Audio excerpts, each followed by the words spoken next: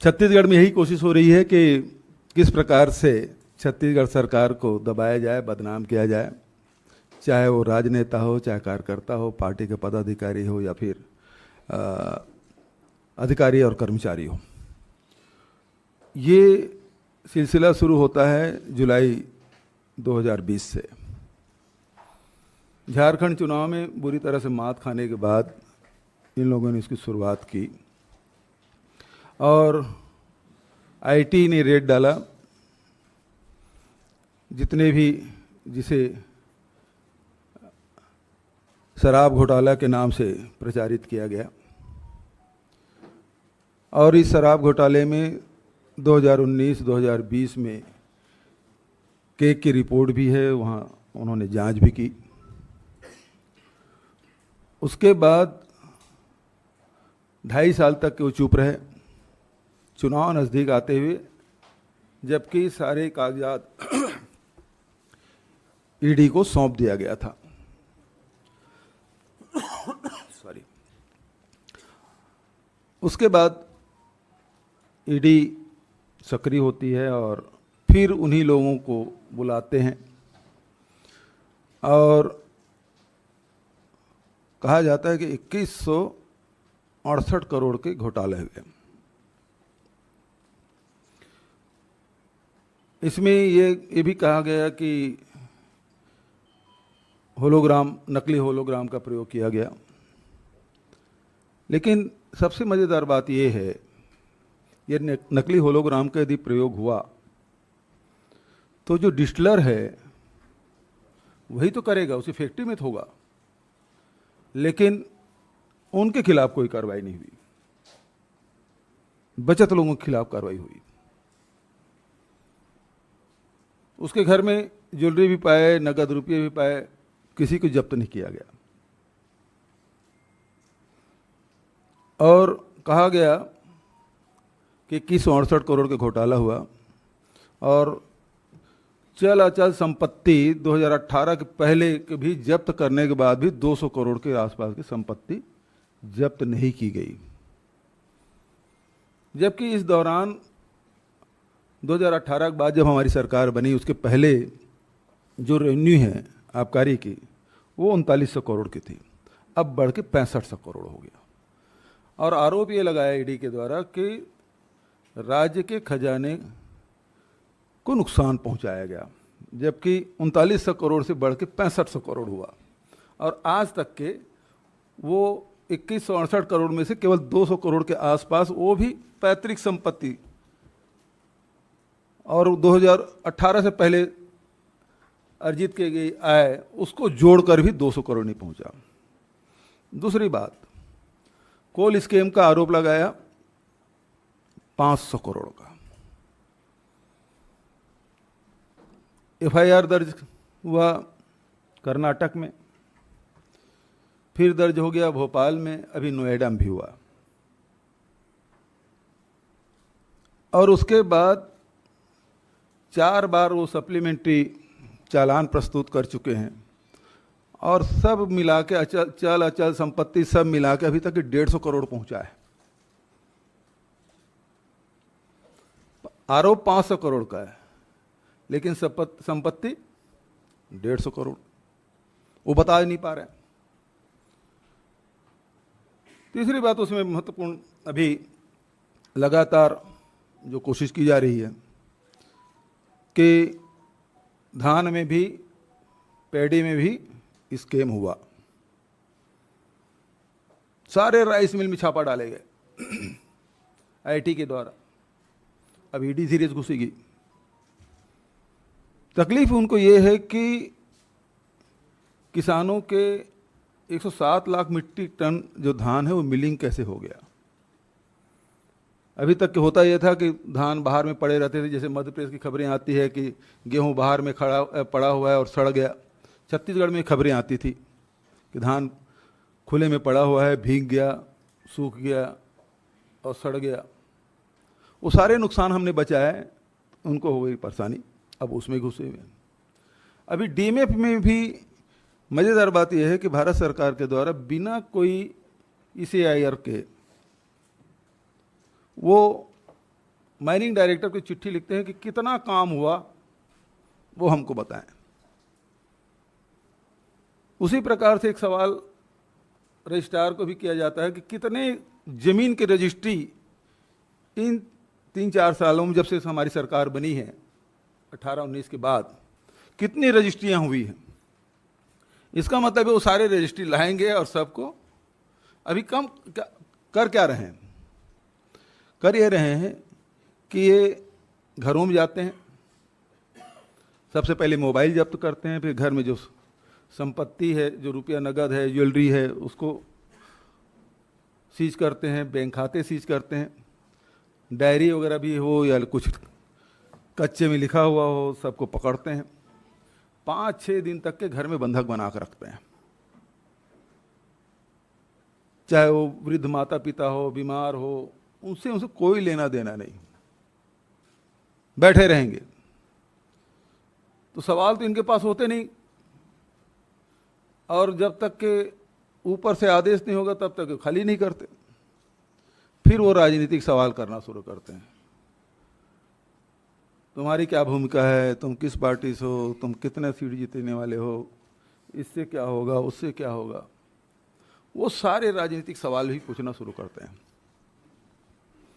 ऐसे ऐसे केस हैं जिसमें ECIR नंबर नहीं है और उनके घरों में ये लोग पहुंच के प्रताड़ित करने, बदनाम करने की कोशिश।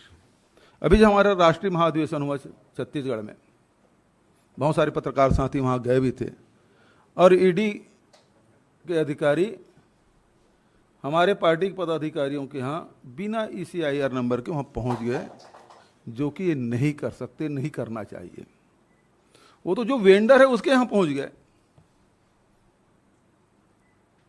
अभी कल ही मेरे राजनीतिक सलाहकार विनोद वर्मा के यहाँ पहुँच गए। मेरे जो OSD है, जो चूँकि मुख्यमंत्री होने के नाते जो क्षेत्र में OSD नियुक्त करते हैं, जो किसी की बीमारी का, किसी का और कुछ काम है जो दैनंदिनी आते हैं और हम लोग समय नहीं दे पाते, तो वो सारे काम वो लोग करते हैं। उसके घर में पहुँच गए, मिला कुछ नहीं, दिन भर बिठा के रखे। इसका मतलब ये है कि अब पाटन में भारतीय जनता पार्टी प्रत्याशी नहीं लड़ेगा, बल्कि ईडी और आईटी लड़ेंगे। एक और बात आपसे कहना चाहता हूं कि पहले सीबीआई ने, आईटी ने छापा डाला, फिर ईडी घुसी, अब वो कोर्ट में एप्लीकेशन लगाए हैं कि इसमें अब सीबीआई जांच होनी चाहिए। 3-3.5 साल जांच करने के बाद सुप्रीम कोर्ट ने जांच रोक लगाने के बाद नोएडा में FIR भी होता है, और उसके बाद साथ ही वो बिलासपुर हाई कोर्ट में एप्लीकेशन लगाते हैं कि इसकी सीबीआई जांच की जाए। इसका मतलब ये है कि आईटी और ईडी दोनों अक्षम है और नकारा है। उन्होंने खुद स्वीकार कर लिया अब सीबीआई जांच उन्हीं केसों में। तो कुल मिलाकर उद्देश्य ये है कि चलती हुई सरकार को किस प्रकार से बदनाम किया जाए, उसे किस प्रकार से बाधित किया जाए। एकमात्र उद्देश्य राजनीतिक है, और राजनीति के अलावा कुछ भी नहीं है। हमारे गृह मंत्री जी जाते हैं यहाँ से, 2-2 बार गए, वो सीधा भारतीय जनता पार्टी कार्यालय में जाते हैं, वहीं रात रुकते हैं, पता नहीं क्या करते हैं, और चले आते हैं। तो कुल मिला के है कि आप प्रजातांत्रिक ढंग से चुनाव नहीं लड़ना चाहते, आप ईडी और आईटी के माध्यम से लोगों को डरा के, धमका के, उसके कार्य को बाधित करके उसको प्रताड़ित करें। और ईडी जो है वो कितने लोगों को मारपीट कर रहे हैं, कितने लोग धमका रहे हैं, आप इस पेपर में दस्तखत करो नहीं तो आपको जेल भेज देंगे। रात रात भर, मतलब 45 घंटा लोगों को सोने नहीं दिए। रात को 10-11 बजे के बाद आपको पूछताछ करने का अधिकार नहीं, लेकिन यदि आप ईडी ऑफिस के आप फुटेज निकालेंगे तो सारे जो पूछताछ है वो 11 बजे के बाद शुरू होती है। अमानवीय तरीके से निरंकुश हो चुके हैं जितने ये लोग संशोधन किए तो बेतहासा उनको अधिकार मिला हुआ है, और जमानत तो किसी को होना नहीं है। 8-15 दिन, हफ्ते, महीने, दिन की बात नहीं, आप सालों पड़े रहिए, कोई जमानत उमानत होना नहीं। तो डर यही है, डर ये बताते हैं कि आप, हम जो कह रहे हैं, उस जो पेपर लिख के लाए हैं उसमें दस्तखत करो, हस्ताक्षर करो, और नहीं तो आप जेल जाओगे, और जेल जाने के बाद आपको जमानत नहीं मिलेगी।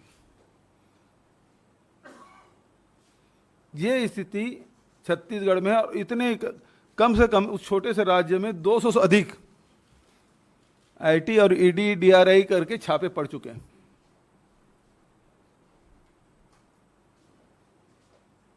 तो आज पूरे भय का माहौल है। केंद्र सरकार खुद इस प्रकार से काम करवा रही है। संजय मिश्रा जी के बारे में जानते ही हैं, उनको टास्क मिला हुआ है 15 सितंबर तक के। अभी तब कल 23 अगस्त था, अभी तो 15-20 दिन और बचे हैं। तो जितना वो उनको आतंक फैलाना है वो पूरी ताकत के साथ करेंगे, क्योंकि उनके आकाओं ने एक्सटेंशन दी है, तो वो अपने आका के हिसाब से काम करेंगे, क्योंकि उन्होंने दिलाया। आगे भी कुछ मिलने की संभावना है। तो ऐसे व्यक्ति यदि काम करेंगे, ऐसे इस उद्देश्य से काम करेंगे, तो फिर प्रजातंत्र तो खतरे में है। दूसरी बात इसमें कहना चाहता हूं, यदि सत्ताधारी दल इस प्रकार से कोई कार्रवाई करे तो फिर कोर्ट की बड़ी जिम्मेदारी हो जाती है कि ऐसे बेजा जो हस्तक्षेप किया जा रहा है और लोगों को परेशान किया जा रहा है, उसमें रोक लगाए। आप लोगों की तरफ से कोई सवाल हो? झारखंड में जो एक करके छापेमारी है, उसका छत्तीसगढ़ से क्या कनेक्शन है? शराब घोटाला जो झारखंड में चल रहा है, छापेमारी। देखिए, हमारे यहाँ छत्तीसगढ़ में जो नीति बनाई भारतीय जनता पार्टी ने बनाई, हमने तो उसमें कोई बदलाव नहीं किया, और उसके बाद रेवेन्यू भी बढ़ाया, फिर भी छापा डाल रहे हैं। सबसे बड़ी बात यह है, कोयला घोटाला और शराब घोटाला और अभी महादेव ऐप, उसके बारे में नहीं बोल पाया मैं। तीनों में एक समानता ये है कि शराब घोटाले में डिस्टिलरों की गिरफ्तारी नहीं हुई, उसके को धर पकड़ नहीं किया गया, उसकी संपत्ति की जब्ती नहीं की गई, बल्कि ये सुनने में आया है कि भारतीय जनता पार्टी के बड़े नेता के द्वारा दिल्ली और बॉम्बे के भारतीय जनता पार्टी के नेताओं से संपर्क किया गया, और उनके बाद उसके अभय मिलने के बाद उसको उसकी गिरफ्तारी नहीं हुई। नंबर एक। दूसरी बात, जो महादेव ऐप में अभी जो सट्टा चल रहा है, उसमें हमने पूरी कार्रवाई की। मेरे पास सारे पेपर हैं कि कितने करोड़ रुपए की संपत्ति हमने जब्त की, कितने लोगों की गिरफ्तारी की, और कब से हम लोग कर रहे हैं। अचानक घुसे और जो राजनीतिक उद्देश्य के लिए वो लोग कार्रवाई करना शुरू कर दी। जो महादेव ऐप के हमने तो लुक आउट सर्कुलर भी जारी किया हुआ है, उसमें कोई मदद नहीं कर रहे हैं। मतलब जो जिसके लिए काम हो रहा है उसकी गिरफ्तारी की बात नहीं हो रही। कोयला खदान में जिसके लिए कोयला खदान चला रहा है उससे पूछताछ नहीं हुई, जबकि वो चीख के कह रहा है कि मैं इसके लिए काम करता था। शराब घोटाले में भी वही, तीनों में एक समानता है। जो मुख्य आरोपी है, जिसके लिए जो सबसे लाभार्थी है, सबसे बड़ा, उसके खिलाफ ईडी आईटी कोई कार्रवाई नहीं कर रही। ये स्थिति है। संजीव बघेल साहब, बघेल साहब, जैसे महादेव के बारे में मैंने बताया कि जो व्यक्ति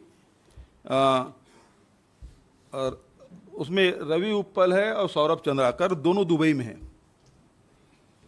तो हमने मदद मांगी है, उसमें कोई कार्रवाई नहीं। दूसरी बात यह है कि शराब के मामले में हम लगातार कह रहे हैं कि आप इनको गिरफ्तार क्यों नहीं कर रहे हैं। हम पत्र भी लिख रहे हैं। और मजेदार बात यह है कि चिट फंड घोटाला हुआ, उसमें मैंने भारत सरकार को चिट्ठी लिखा, भाई हजारों करोड़ रुपए छत्तीसगढ़ के लोगों को पैसा डूब गया है, हम लोग, हमारी सीमित दायरा है, मनी लॉन्ड्रिंग हुआ है, दूसरे राज्यों में संपत्ति बनाई गई है, उसका आप, उसके लिए आप मदद करें। तो आज तक कोई जवाब नहीं आया है। ये तो भारत सरकार का रवैया इस प्रकार से। बघेल साहब, संजीव पीटे, आपने कहा कि ये सारे जो रेड्स हो रहे हैं आपके करीबी लोगों के, आपके आसपास के लोगों के, ये सब इनका उद्देश्य राजनीतिक है। और आपने अभी ये भी कहा कि ऐसे में जैसे there is a threat to democracy, तो आपने कहा कि कोर्ट को भी हस्तक्षेप करना चाहिए। तो क्या आप इस लड़ाई को कैसे आगे ले जाएंगे और कोर्ट भी क्या जाएंगे? देखिए, सभी राजनीतिक दल एक बार गए तो उन्हें कहा गया कि हम सबको रिलीफ नहीं दे सकते, यदि केस टू केस कोई आए तो उसको रिलीफ मिलेगा। और निश्चित रूप से जैसे अभी जो लीकर वाले मामले में कोर्ट से रिलीफ भी मिला कि फर्दर इन्वेस्टिगेशन नहीं कर सकते, उसके बाद भी ईडी ने खुद एक एजेंसी है और वो एफआईआर किया है नोएडा में। तो कितना इनका मेलाफाइड इंटरेस्ट है वो समझ आ रहा है। सर मेरा सवाल यह है कि कल आपका जन्मदिन था और आपने एक ट्वीट किया कि बड़ा बहुमूल्य उपहार मुझे केंद्र सरकार ने दिया है। नाम लीजिए, मैं तो नाम लिखा हूँ। हाँ, आपने अमित शाह जी का नाम लिया था उसमें कि बहुमूल्य उपहार आपको मिला है। मोहित जी, आप भी नाम नहीं ले पा रहे हैं। नहीं, हम तो बिल्कुल नहीं डरते किसी से। मैंने तो प्रधानमंत्री जी और गृह मंत्री जी को कहा कि आज मेरा जन्मदिन है और मेरे राजनीतिक सलाहकार और मेरे 2 एसडी के यहाँ आपने ईडी का रेड कराया है, इससे बढ़िया उपहार क्या हो सकता है। उसके लिए मैंने आपका मैं आभार व्यक्त करता हूँ। तो मेरा सवाल ये है कि आपने कहा कि 200 से ज़्यादा छापे छत्तीसगढ़ के भीतर जो है पड़ चुके हैं। आने वाले वक्त में विधानसभा चुनाव है, 1 से 2 महीने के बाद चुनाव वहां पे होने वाले हैं। चुनाव प्रक्रिया और चुनाव के ऊपर कितना बड़ा असर देखते हैं, खासतौर पे कांग्रेस के लिए इन छापों के बाद? देखिए, अभी तो मैं आपको और बता देता हूं कि 200-250 की टीम जाने वाले आईटी की, वो पूरे छत्तीसगढ़ में छापा डालेगी। तो ईडी आती है तो आईटी जाती है, आईटी जाती है तो ईडी आती है। हमारे यही क्रम चल रहा है और वही काम कर रहे हैं। मार पीट के, जैसे कहते हैं ना, बंदर को बोरे में पकड़ लिया, उसे पीट रहे हैं, बोल तो कुत्ता है। तो हमारे यहाँ स्थिति जबरदस्ती मार पीट के लिखवा रहे हैं कि हाँ तुमने ये गलत किया है और तुमने इसको पैसा दिया है, लिखो, इस राजनेता को दिया हो, इस अधिकारी को दिया हो, इसको नाम लो। यही चल रहा है और ये बात छत्तीसगढ़ के लोग सब जान चुके हैं कि जितना ये रेट डालेंगे उसकी सीट और घटेगी। वैसे 15 सीट है, अभी तो वर्तमान में 13 ही सीट बची है और ऐसे करते रहेंगे तो 13 सीट भी मुश्किल होगा। बघेल साहब, ईडी और ये जो छापेमारी हो रही है, इस पे राजनीतिक विद्वेष है सत्तारूढ़ दल का जो केंद्र में है। महादेव ऐप के मसले में आप कह रहे हैं जो मुख्य आरोपी हैं उनके खिलाफ कार्रवाई नहीं हो रही है, वहां पर भी क्या राजनीतिक विद्वेष ही आपको लग रहा है? ऐसा क्यों हो रहा है? अब उसमें पूरे प्रकरण मेरे पास पूरे केस हैं, मैं आपको कॉपी दे दूंगा कि हमने क्या क्या कार्रवाई की। और उसके बाद हमने खुद ही कहा इसमें जांच करें, लेकिन वो सीधा जो मुख्य आरोपी हैं, जो मुख्य खिलाड़ी हैं, जो ऐप चला रहे हैं, वैसे भारत सरकार करे क्या 28% जीएसटी दे दें फिर सब लीगल, क्योंकि वो क्रिकेट में भी कर रहे हैं और सब में वो सब बेट करा रहे हैं। तो उनको पकड़ने के बजाय केवल राजनीतिक जिससे लाभ मिल सके भारतीय जनता पार्टी को, उन पे आप कार्रवाई कर रहे हैं। आपका उद्देश्य जनता के पैसा बचाना नहीं है, आपका उद्देश्य ये है कि अपने आका को खुश करने के लिए राजनीतिक द्वेषवश कार्रवाई करना है। सर मेरा सवाल है, बात जो की थी फिर से जुड़ा हुआ सवाल है। बीजेपी कह रही है कि सीएम इमोशनल ब्लैकमेल कर रहे हैं। जी बीजेपी कह रही है कि आप इमोशनल ब्लैकमेल कर रहे हैं, सीएम इमोशनल ब्लैकमेल। भाई, हमारे यहाँ 200 घरों में छापा पड़ गया है और दर्जनों लोग को जेल में ठूसने कार्रवाई कर दें, इसमें इमोशनल क्या बात है? ये तो सच्चाई है। मेरे जो खनिज विकास निगम का अध्यक्ष है, बिना ECIR नंबर के दिन भर बैठे रहे उसके घर में। सन्नी अग्रवाल जो सन्निर्माण कर्मकार मंडल का अध्यक्ष है, बिना ECIR नंबर के आप 2 दिन तक के बैठे रहे, उसके भतीजे के साथ मारपीट किए। तो ये नहीं लगता कि बिना अपराध के आप किसी घर में घुस रहे हैं? बिना ECIR के आप माइनिंग डायरेक्टर को बोलते हैं कि कितने आप DMF में काम हुए उसकी जानकारी दो। आप जो रजिस्ट्री ऑफिस है उसमें आप कर रहे हैं कि पूरे प्रदेश में जितनी रजिस्ट्रियाँ हुई है उसकी हमको कॉपी दो। किस तहत मांग रहे हैं आप? यदि केस कोई पर्टिकुलर केस है इस केस से संबंधित इन व्यक्तियों के द्वारा कितनी संपत्तियां अर्जित की गई, कितनी रजिस्ट्री की गई, यदि ये मांगते तो समझ आता कि ये सही तरीका है।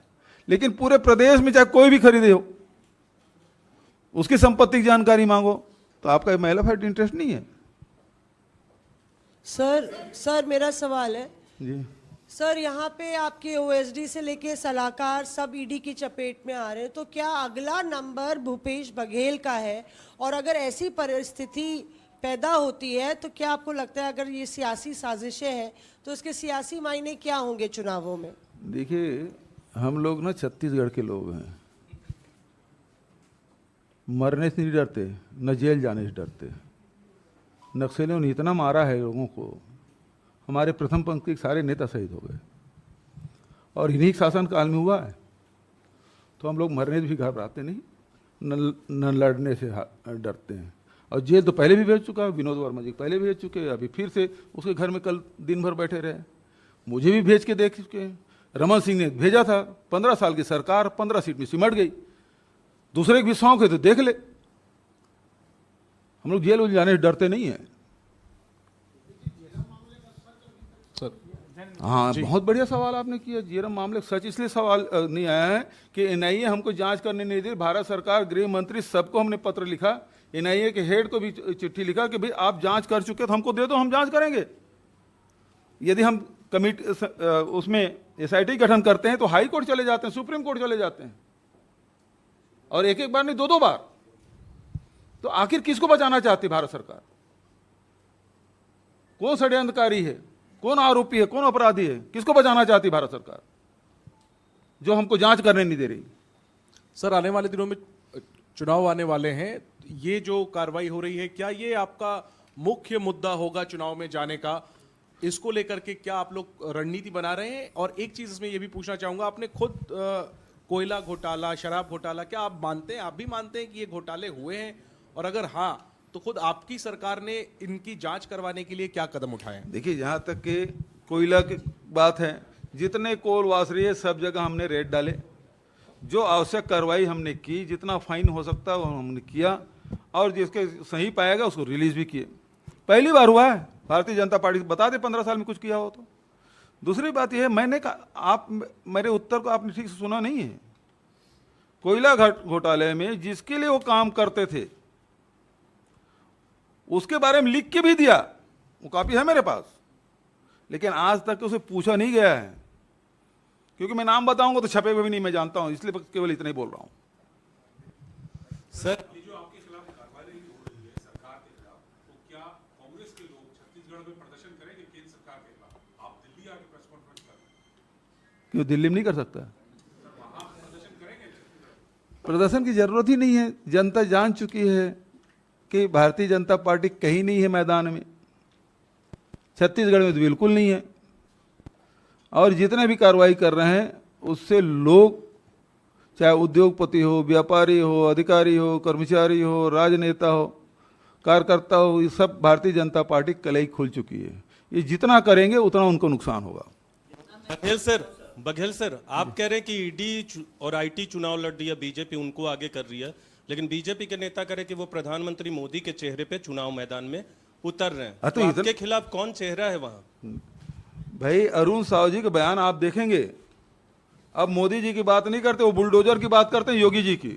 तो भारतीय जनता पार्टी के नेताओं को विश्वास नहीं है मोदी जी की लोकप्रियता पर, अब वो योगी जी के सामने कर रहे हैं। मध्य प्रदेश में देखिए बुलडोजर चला रहे हैं, अरुण साहू जी वहाँ प्रदेश अध्यक्ष, वो कहते हैं हम बुलडोजर चलाएंगे। मतलब मोदी जी के लोकप्रियता पर उनको अब विश्वास रहा नहीं, और मोदी जी के लोकप्रियता पर इतना विश्वास है तो ईडी आईटी क्यों भेज रहे हैं? भाई, प्रजातांत्रिक ढंग से चुनाव होने दो। सबसे बड़ी बात यह है, आप सही कह रहे हैं कि छत्तीसगढ़ में उनको आना नहीं है। पहले भी हमारे 71 सीट हैं, उनके पास 9 सीट हैं।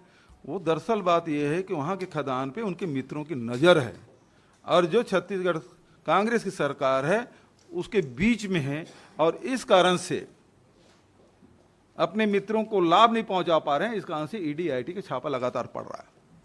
बघेल साहब, आपने कहा कि चुनाव ईडी और सीबीआई लड़ रहे हैं, नहीं, सीबीआई नहीं है, हमने तो उसको बैन कर दिया। आईटी हाँ, आईटी। ठीक है। लगातार बीजेपी चाहे इंडिया गठबंधन की बात हो, किसी भी राज्य में जाती है तो सबसे पहले कहती है कि कांग्रेस या विरोधी पार्टी मुख्यमंत्री का चेहरा बताए। तो वहां पर क्या आपको लगता है कि रमन सिंह चेहरा होंगे या ईडी चेहरा होगी या प्रधानमंत्री मोदी चेहरा होंगे या अमित शाह चेहरा होंगे? किसके लिए चुनौती आप देख रहे हैं? ये भारतीय जनता पार्टी खुद कंफ्यूज है। मैंने पहले बताया, नाम तो प्रधानमंत्री जी के ले रहे हैं, लेकिन कार्य बता रहे हैं योगी जी का। अब मोदी जी चेहरा होंगे कि योगी जी चेहरा होंगे? फिर तीसरा, कार्रवाई भारतीय जनता पार्टी के लोग तो घर बैठे हैं। अभी चुनाव आए, माथुर साहब थोड़ा सा गए, थोड़ा सा हंटर उंटर चलाए तो थोड़ा बहुत दिख रहे हैं, अन्यथा ईडी और आईटी 3-3.5 साल से सक्रिय है बॉस। सर, आपने बघेल साहब, आपने कहा कि उनके मित्रों को फायदा नहीं हो रहा है, तो क्या आपका इशारा गौतम अडानी की तरफ है, जो आप कह रहे हैं कि उनको नाम ले लूंगा तो कौन छापेगा बॉस? मेरा सवाल सर, कि आप उनको काम नहीं दे पा रहे हैं क्योंकि बिल्कुल सही बात है, मेरे पास वो भी लिस्ट है कि किन किन खदानों पे देख जब रमन सिंह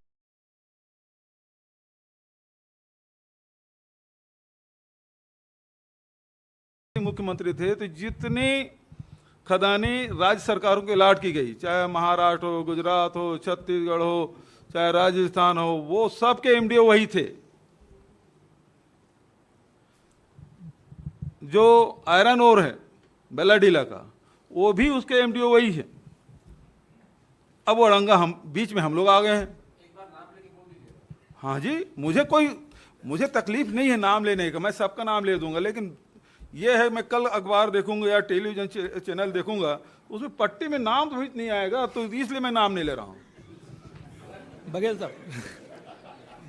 साहब, चुनाव की तैयारी छत्तीसगढ़ में चल रही है। आपने ये तो कह दिया कि ये जो आरोप लगे हैं और जिस तरीके से जांच पड़ताल चल रही है, ये राजनीतिक विद्वेष की भावना है, लेकिन राजनीतिक चुनौती की बात करें, वहाँ पर चुनाव आयोग की टीम गई हुई है। इसके अलावा दूसरी तरफ देखें तो आम आदमी पार्टी जो इंडिया गठजोड़ में शामिल थी, लेकिन कुछ खटास बढ़ी है, और उससे पहले उन्होंने भी वहाँ पर छत्तीसगढ़ में चुनाव लड़ने का ऐलान किया है। तो मुकाबला अगर त्रिकोणीय होता है तो कांग्रेस के लिए क्या चुनौती होगी? बढ़िया है, केजरीवाल जी मीडियम कैसे बने रहना है उसके तरीका जान गए हैं।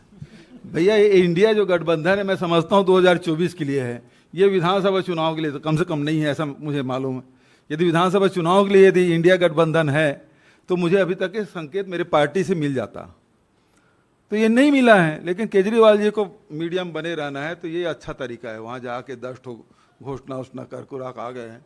पिछले समय जोगी जी चांदी की सड़क बनाने की बात बोले थे, सर ये भी कुछ करके आ जाए। सर, आपका मुख्य आरोप ये है कि मुख्य आरोपियों पर कार्रवाई नहीं हो रही, घोटाले तो हुए हैं, यही हाँ, घोटाले ये भी कपोल भाई। लीकर में आप बता दीजिए, लीकर में डिस्टिलरी वालों पर कार्रवाई नहीं सुनो हुई तो अब भाई, तक। यदि वो कह रहे हैं, मैंने यदि शब्द कहा, यदि है तो उस पर कार्रवाई क्यों नहीं हुई? जबकि हमारा रेवेन्यू है 3,900 करोड़ से बढ़ के 6,500 करोड़ हो गया, जबकि इस बीच में लॉकडाउन भी था। और सीएजी का 2 साल का रिपोर्ट भी है, 2019-20 और 20-21 का, वो सीएजी की रिपोर्ट भी है, उसमें कहीं गलत नहीं पाया गया। तो यदि घोटाला हुआ है तो सबसे पहले डिस्टिलर को पकड़ना था, जिनको बचाया जा रहा है। तो इसका मतलब यह है कि मिली भगत और दबाव पूर्वक ये किया जा रहा है। दूसरा, कोयला की बात, कोयला के बारे में जब आपने पूछा, कोयला में घोटाला हुआ है, तो छत्तीसगढ़ के 85% जो कोयला खदान है वो एसीसीएल के पास है, मतलब भारत सरकार के जो उपक्रम है उसके पास है। एक भी अधिकारी पूछा गया है क्या? उसके सुरक्षा अधिकारी हैं, यदि कोयला चोरी हुआ है, वसूली की गई है तो उसके अधिकारी हैं, है ना, सिक्योरिटी है ना, वहाँ अधिकारी हैं, उससे क्यों पूछताछ नहीं? भाई कैसे कोयला चोरी हो गया, कैसे यहाँ से वो पैसा वसूली किया जा रहा है, किसी से पूछा है? नहीं पूछा है, तो फिर घोटाला कहाँ से हो गया? और जो सारी संपत्तियाँ चीख चीख के कर रही है, सारे संपत्ति को 4 बार आप सप्लीमेंट्री चालान प्रस्तुत कर चुके हैं, तब भी 150 करोड़ नहीं हो रहा है। तो इसलिए सरकार को बदनाम करने को, घोटाला उटाला हुआ नहीं है। सर, जिस तरीके से आपके राजनीतिक सलाहकार विनोद वर्मा पे कल रेड पड़ा, क्या इनडायरेक्टली वे में आप पे वो रेड था?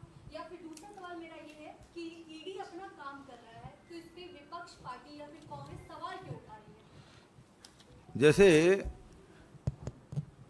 रायपुर में अखिल भारतीय कांग्रेस कमेटी का महाधिवेशन हुआ, बहुत सारे पत्रकार मित्र भी गए थे, हिंदुस्तान भर के हमारे डेलीगेट आए थे, पीसीसी एआईसीसी डेलीगेट। उसी दिन रेड डाला गया और बिना ईसीआईआर नंबर, समझ रही ना, बिना ईसीआईआर के, मैं नाम भी ले रहा हूं, गिरीश देवांगन जो पूरा व्यवस्था देख रहे थे, सन्नी अग्रवाल व्यवस्था देख रहे थे, उस रामगोपाल अग्रवाल वो व्यवस्था देख रहे थे, उसके घर में छापा डाला गया। तो आपका उद्देश्य क्या था? महाधिवेशन को असफल करना चाहते थे, ठीक है ना। विनोद वर्मा जी मेरे राजनीतिक सलाहकार है, राजनीतिक कामों को देखते हैं, कार्यकर्ताओं को प्रशिक्षण देने का काम करते हैं, पूरी रणनीति भी बनाते हैं, सब हो रहा है। यदि विनोद वर्मा को डिस्टर्ब करोगे तो हमारे सारे कार्यक्रम डिस्टर्ब होंगे। तो है ही इनडायरेक्ट, क्या वो तो पूछ ही लिया, आपको गिरफ्तार करेंगे हम। हमने कहा आ जाए भाई, साहब बहादुर कौन रोक सकता है? बघेल साहब, आपने कहा 200 रेड हुई छत्तीसगढ़ में अभी तक, इसमें से भारतीय जनता पार्टी के कितने लोग हैं इन 200 में? खोज एक भी नहीं है दोस्त, पूरे हिंदुस्तान में नहीं मिलेगा। यही तकलीफ है कि ये ईडी वाले कैसे जानते हैं कि ये भारतीय जनता पार्टी की नहीं है। और मजेदार बात यह है कि भारतीय जनता पार्टी के लोग पहले बयान देते हैं और वैसी कार्रवाई होती है, और उसका जो प्रेस विज्ञप्ति है वो भी हूबहू वही शब्द भी आगे पीछे नहीं होता, ऐसी विज्ञप्ति निकलती है, ठीक है। चलिए,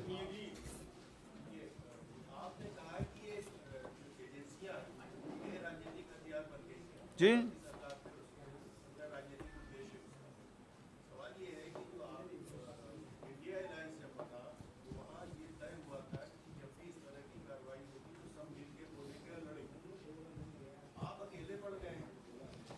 जी नहीं, हाँ मैं अकेले नहीं हुए, मेरे साथ मेरी पूरी पार्टी है। जैसे कार्रवाई हुई, कल देख लिए केसी वेणुगोपाल से लेकर सारे नेताओं को ट्वीट आया, सबकी फोन हुई, राहुल जी से मेरी बात हुई, प्रियंका जी से मेरी बात हुई, सब लोगों ने कहा कि अकेले नहीं पड़ी। और भाई ऐसा है, जब हम उसको प्लेटफॉर्म में जब डिमांड करेंगे तो समर्थन नहीं देंगे तब ये सवाल उठेगा।